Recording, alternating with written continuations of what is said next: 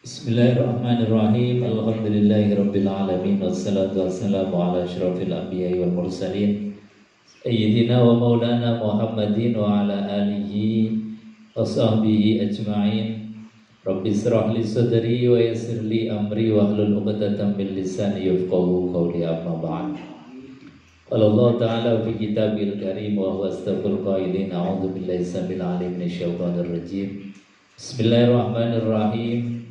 Ya ayyuhalladzina amanu taqullaha haqqa tuqatih wa la tamutunna illa wa antum muslimun. Shadaqallahul azim wa sadaqa rasuluhul karim wa nahnu ala dzalika minasyahidin walhamdulillahi rabbil alamin. Bapak Ibu hadirin jamaah pengajian Sabtu pagi yang dimuliakan Allah Subhanahu wa taala, alhamdulillah wa syukurillah. Kita ditakdir kembali oleh Allah Subhanahu wa taala untuk bisa menghadiri majelis ilmu, majelis ta'lim. Mudah-mudahan hadirnya kita di majelis yang mulia ini senantiasa dicatat sebagai amal soleh ibadah oleh Allah. Amin ya rabbal alamin. Meskipun kita dalam keadaan prihatin, ini COVID belum selesai-selesai, bahkan semakin agak mengerikan. Tapi dengan kita ngaji ini sebagaimana yang disampaikan oleh baginda Rasulullah SAW, ini menjadi motivasi kita. Kata baginda Rasulullah, ad-dunya mal'unatun mal'unun ma fiha illa zikrullah wa ma wala au aliman au muta'alliman. Kata baginda Rasulullah SAW, dunia itu hakikatnya mal'unatun, dilaknat oleh Allah Subhanahu wa taala. Mal'unun ma fiha, dan juga dilaknat apa-apa yang ada di muka bumi ini. Jadi bukan sekedar dibenci, tapi dunia ini hakikatnya adalah dilaknat oleh Allah Subhanahu wa taala. Illa, kecuali zikrullah wa mawala, kecuali ketika kita berada di dunia itu kemudian ingat kepada Allah Subhanahu wa taala dan apa-apa yang berkaitan dengan Allah Subhanahu wa taala. Ya bagaimana enggak dibenci, enggak dilaknat? Wong semuanya adalah milik Allah, semuanya adalah kepunyaan Allah. Tetapi ketika kita di muka bumi ini kadang-kadang sukanya selonang-selonong. Ya gambarannya misalnya kita punya kendaraan, kemudian ada orang pakai kendaraan kita selonang-selonong, kira-kira marah nggak kita? Kita punya makanan, kemudian kita belum makan, ada orang lain masuk rumah tahu-tahu makan sembarangan, nggak permisi, kemudian begitu saja pergi. Atau kita punya kos-kosan, ada orang masuk, nggak permisi, ya nggak bayar, ya tidur di situ, makan di situ, aktivitas di situ, pakai listrik ya di situ, nyetrika di situ, nggak bayar, nggak izin. Kira-kira mangkel ngamuk masih. Nah, itulah gambarannya dunia ini. Hakikatnya dilaknat karena apa? Itu semua kan miliknya Allah, tapi kita kadang-kadang selunang-selunang. Makan gak permisi sama yang punya, sama yang ngasih. Minum gak permisi sama yang ngasih, sama yang punya. Bahkan kita tinggal di buminya Allah ini kadang-kadang juga merasa miliknya, selonang-selonong, seolah dunia ini adalah miliknya. Dia punya uang yang seolah-olah bisa bayar, padahal semuanya adalah milik Allah Subhanahu wa taala. Maka orang yang zikrullah, ingat kepada Allah bahwa hakikatnya Allah ya Tuhan, ya pemilik, hakikatnya kita itu ya makhluk. Makhluk itu ya makhluk, nggak punya apa-apa. Jangan kemudian kita makhluk merasa dirinya sebagai khalik. Nah, ini yang kemudian dilaknat oleh Allah. Wa ma fiha, Dan apa-apa yang ada di muka bumi ini hakikatnya itu dilaknat, kecuali orang yang tahu diri, yang zikir kepada Allah. Mau minum bismillahirrahmanirrahim, mau makan bismillahirrahmanirrahim. Kita tinggal di bumi izin juga sama Allah. Izinnya dengan apa? Dengan kita beribadah kepada Allah Subhanahu wa taala. Maka kata Rasulullah sallallahu alaihi wasallam, ad-dunya mal'unatun mal'unun ma fiha illa zikrullah wa ma wala. Au aliman au muta'alliman.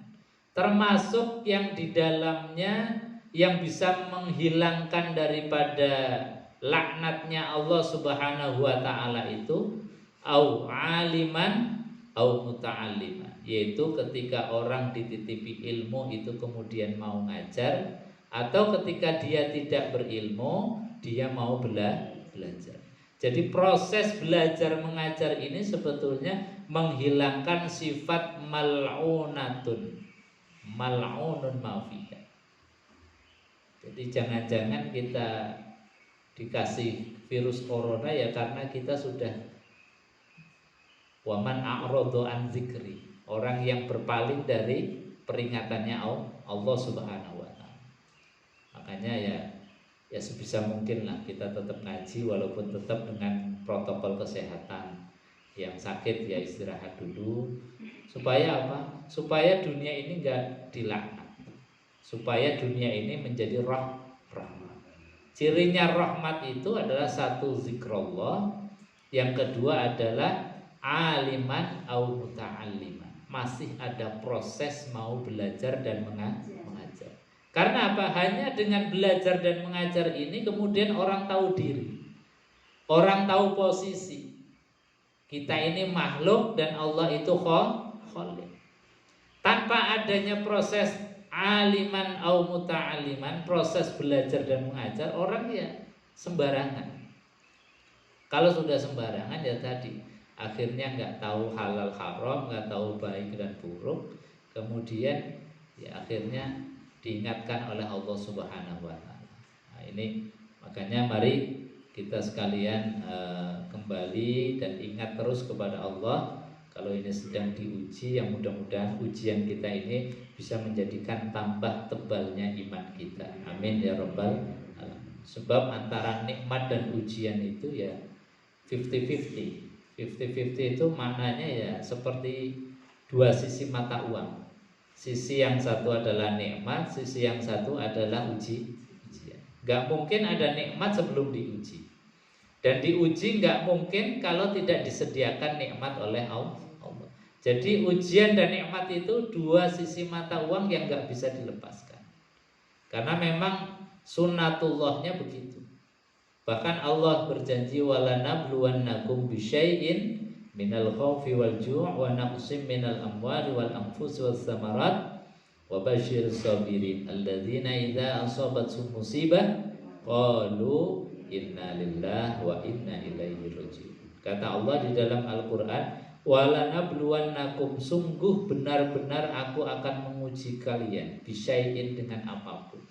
Minal khaufi, dari rasa takut, wal ju' dan juga rasa lapar. Wa naqsim minal amwal, kekurangan harta, wal anfus dan juga jiwa. Kadang yang asalnya sehat jadi sakit, yang asalnya hidup jadi meninggal. Itu juga ujian. Minal khaufi wal ju' wa naqsim minal amwal wal anfus was samarat, dan juga kekurangan buah-buahan. Wa basyiris sabirin, tetapi di balik itu semua Allah kasih kabar gembira bagi orang-orang yang sabar. Sabar itu ada dua macam. Sabar yang pertama adalah ketika diuji kemudian dia masih ikhtiar. Ikhtiar itu ya usaha. Kita Covid ya pakai masker, ya pakai social distancing, ya standar protokol kesehatan sesuai apa arahan dari para ahli. Itu namanya ikhtiar, itu namanya sabar. Sabar yang kedua ya tawakal pada Allah, bahwa ini ya sudah yang dikehendaki oleh Allah. Maka orang yang sabar itu cirinya adalah qalu inna lillahi wa inna ilaihi raji'un. Itu sudah puncaknya sabar. yaitu orang yang sadar diri, kemudian mampu mengucapkan dan memaknai bahwa semua ini adalah datangnya dari Allah dan pasti akan kembali kepada Allah Subhanahu wa taala. Corona ini ya dari Allah. Dan nanti yang mencabut juga insya Allah Allah akan mencabut. Tidak tahu kapan waktunya. Tapi insya Allah mudah-mudahan kita diselamatkan oleh Allah Subhanahu wa taala dari wabah ini. Amin ya rabbal alamin. Bapak Ibu hadirin jamaah yang dimuliakan Allah Subhanahu wa taala. Kita lanjutkan kajian kita masih pada kitab Subulus Salam atau Bulughul Maram, hadis yang ketiga.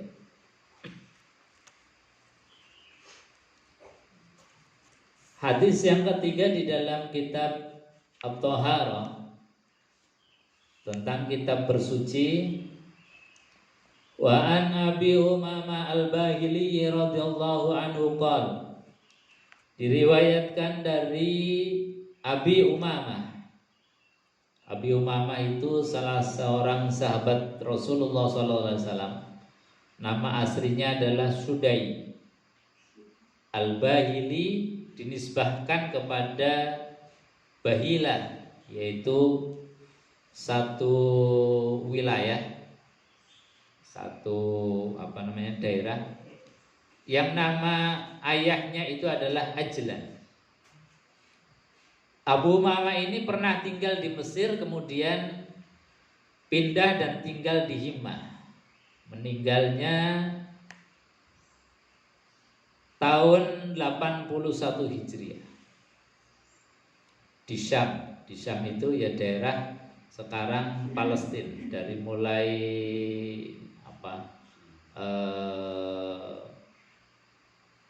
Iran ke utara itu namanya apa? Raja Abdullah itu Yordan, dari Yordan kemudian ke utara sampai dengan Palestina itu dulu namanya Syam. Jadi meninggalnya di Syam. Dan ini termasuk sahabat yang paling akhir meninggal. Jadi sahabat yang meninggalnya paling akhir beliau, yaitu Abu Umamah.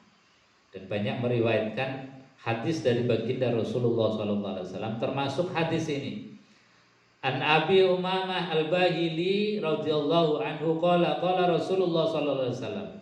Rasulullah SAW dawuh, innal ma'a la yunajjisuhu syai'un illa ma balaghu ala rihihi wa ta'mihi wa launihi, akhrajahu Ibnu Majah wa dha'afahu Abu Hatim.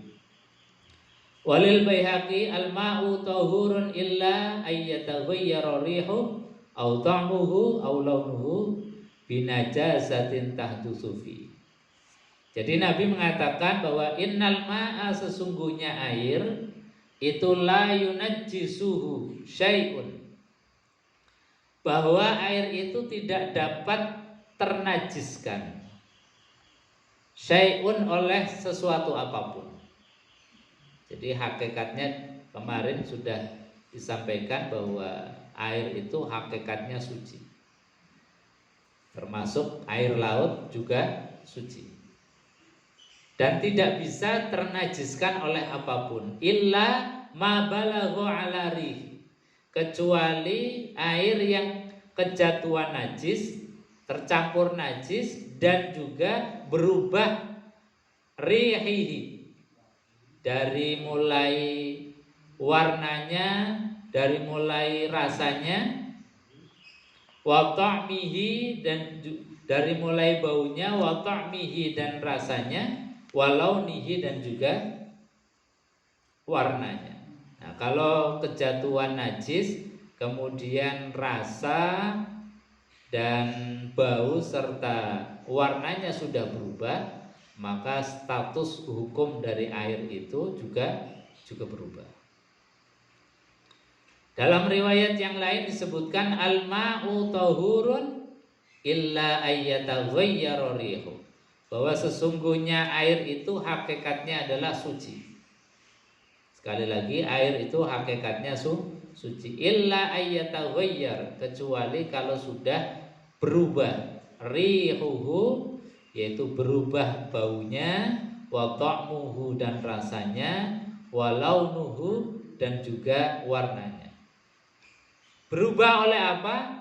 Binajasatin tahdusu fihi, binajasatin yang disebabkan oleh najis, tahdusu yang jatuh fihi di dalam air tersebut. Jadi makna binajasatin, baknya ini dalam tafsir hadis disebutkan ba sababiyah. Jadi ba yang menunjukkan arti sabab. Sebab kejatuhan najis itulah kemudian airnya berubah, maka perubahan air yang disebabkan karena kejatuhan najis itu yang merubah hukum daripada air. Tapi kalau air itu berubahnya bukan sebab kejatuhan najis, mungkin karena sebab lingkungannya, atau karena sebab tempatnya, atau sebab alirannya, maka itu meskipun berubah warnanya, berubah rasanya atau baunya, tidak menjadikan air itu berubah status hukumnya. Nah, ini pertanyaan yang kemarin itu ditanyakan oleh Pak Ade, bahwasanya seperti misalnya air hujan yang terkena dengan debu, lumpur sehingga warnanya berubah jadi coklat, atau misalnya ada air sumber, yaitu di sumur, gara-gara sumurnya itu banyak lumutnya, warnanya berubah seperti warna lumut. Atau air di kamar mandi kita misalnya, karena dekat jeding atau dekat WC, airnya jadi bau. Bau yang disebabkan karena lingkungan, bukan karena kejatuhan najis. Maka air yang berubah baik baunya, baik rasanya atau warnanya, yang tidak disebabkan kejatuhan najis, ya hukumnya tetap suci. Misalnya kita habis hujan, pumpnya macet, kemudian nggak ada air untuk wudhu, ya sudah wudhu pakai air hujan. Kita ke laut lagi cari ikan mancing misalnya, nggak bawa perbekalan untuk wudhu, ya sudah wudhunya dengan air laut, meskipun airnya itu rasanya asin, meskipun warnanya beda. Jadi sekali lagi, di dalam hadis ini disebutkan yang menjadi poinnya adalah illa ayyataghayyara rihuhu au ta'muhu au launuhu binajasatin tahdusu fi. Jadi perubahan-perubahan yang terjadi baik itu bau maupun rasa maupun warnanya binajasatin, disebabkan karena kejatuhan najis. Jadi di dalam tafsir hadis ini ba itu menunjukkan makna bisababiyah. Jadi sebab kejatuhan najis itulah yang mempengaruhi status hukumnya air. Bapak Ibu hadirin jamaah yang dimuliakan Allah Subhanahu wa taala. Kemudian hadis yang berikutnya, wa an Abdullah bin Umar radhiyallahu anhu maqal. Diriwayatkan dari Abdullah bin Umar. Siapa Abdullah bin Umar? Abdullah bin Umar itu anak dari sahabat Rasulullah SAW, yaitu Umar bin Khattab. Nah, ini Umar bin Khattab salah satu sahabat besar, bahkan menjadi Khulafaur Rasyidin yang kedua setelah Abu Bakar, kemudian Umar bin Khattab, Utsman bin Affan, dan Ali bin Abi Thalib. Nah, Umar ini punya anak namanya Abdullah, yang kita kenal banyak meriwayatkan hadis-hadis dari baginda Rasulullah SAW. Beliau Abdullah bin Umar, ia masuk Islam sejak kecil di Mekah. Jadi sejak bapaknya itu masuk Islam, kemudian anak-anaknya Umar juga mengikuti masuk Islam, termasuk Abdullah bin Umar. Beliau juga banyak mengikuti perang bersama baginda Rasulullah SAW. Di antara perang-perang yang diikuti oleh Abdullah bin Umar adalah perang Khandaq. Perang Khandaq itu perang yang ketika zaman Rasulullah SAW punya strategi itu dengan menggali parit, menggali khandaq. Jadi karena Madinah itu sudah dikepung oleh musuh, oleh orang-orang kafir, sehingga Rasulullah SAW atas usul dari salah seorang sahabat beliau punya inisiatif untuk menggali parit, menggali khandaq. Nah, ini perang ini pernah diikuti oleh Abdullah bin Umar. Beliau termasuk sahabat yang menjadi perbendaharaan ilmu, karena dari beliau banyak riwayat-riwayat hadis yang disampaikan sehingga sampai kepada kita. Andai kata beliau itu enggak meriwayatkan, mungkin ya kita tidak tahu apa yang dilakukan oleh baginda Rasulullah SAW. Nah, termasuk hadis yang keempat di dalam kitab Bulughul Maram ini disampaikan oleh beliau, qala Rasulullah sallallahu alaihi wasallam. Beliau bersabda, Rasulullah, idza kanal ma'u kullatain lam yahmil khabasa. Bahwa Rasulullah sallallahu alaihi wasallam bersabda, ketika air itu kullatain itu air yang banyak. Air yang banyak itu ukurannya bagaimana? Ini sebetulnya para ulama berbeda-beda ukuran mengukur apa yang disebut sebagai kullatain.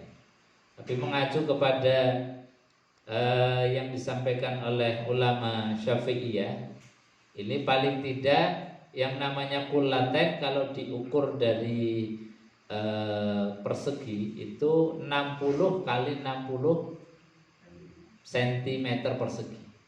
Jadi kalau kurang dari 60 kali 60 cm persegi itu berarti namanya ma'ul qalil, air yang sedikit.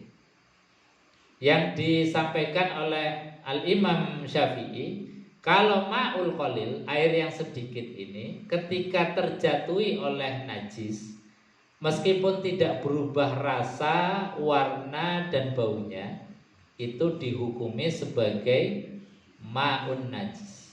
Jadi sebagai air yang najis. Nah, berbeda dengan Imam Malik, tetap tidak menganggap itu sebagai najis. Tapi kalau kita ikhtiyat dengan mengikuti apa yang difatwakan oleh Imam Syafi'i, maka ketika air sedikit yang kurang dari 2 kolah itu kejatuhan najis, meskipun tadi tidak berubah rasa, bau dan warnanya, tetap hukumnya najis. Makanya kita punya kolah itu ya ikhtiyatlah, berhati-hati. Sebab kalau kolah itu airnya kemudian sedikit, kejatuhan kotoran cicak atau kotoran tikus. Kita kadang-kadang ini kotoran ada kotoran cicak, kotoran tikus, tapi kok eman-eman. Kecuali ya sudah gak ada air sama sekali, kita mau butuh mandi besar misalnya, ya sudah kita ganti mazhab saja. Sebab kalau menggunakan mazhab Syafi'i itu tidak sah, karena disebut sebagai ma'ul qalil, air yang sedikit. Nah, kalau air yang lebih dari 2 kolah itu namanya ma'ul katsir, air yang banyak. Air yang banyak itu yang bagaimana? Yang tadi lebih dari 60 kali 60 cm persegi. Andai kata air banyak itu kejatuhan najis, maka tidak dihukumi najis kecuali taghayyara rihuhu wa ta'muhu walau, kecuali berubah rasa, warna dan baunya. Nah, itu baru kemudian hukumnya mulai berubah. Tapi kalau air sedikit berubah atau tidak, kalau dalam mazhab Syafi'i tetap dihukumi sebagai air yang najis. Nah, ini di antara kelebihan daripada istimbatnya Imam Syafi'i itu ikhtiyat. Ikhtiyat itu hati-hati. Jadi ya saking hati-hatinya air sedikit itu ya dianggap ya sudah najis karena ada najis. Ya kecuali kalau kita misalnya kepeksa tadi, kepeksa sudah kolahnya pumpnya nggak ngalir, pas sumurnya pompa airnya nggak bisa ngangkat, atau pas asap dikolah airnya dilala pas sedikit, padahal kita butuh mandi besar misalnya. Nah, jangan hanya karena kemudian airnya cuma sedikit terus kita malah nggak ada air, nggak usah mandi, nggak usah sholat. Nah ini malah salah. Ya sudah, kita ambil satu pendapat hukum seperti pendapatnya Imam Malik. Jadi kita tetap menggunakan air yang sedikit tadi. Nah, tapi kalau ada air yang banyak ya tadi kita ikhtiyat, lebih hati-hati dengan menggunakan metodologi yang disampaikan oleh Imam Syafi'i, yaitu dengan ma'ul qalil. Kalau kejatuhan najis itu hukumnya tetap menjadi najis. Bapak Ibu hadirin jemaah yang dimuliakan Allah Subhanahu wa taala, saya kira 2 hadis itu dulu.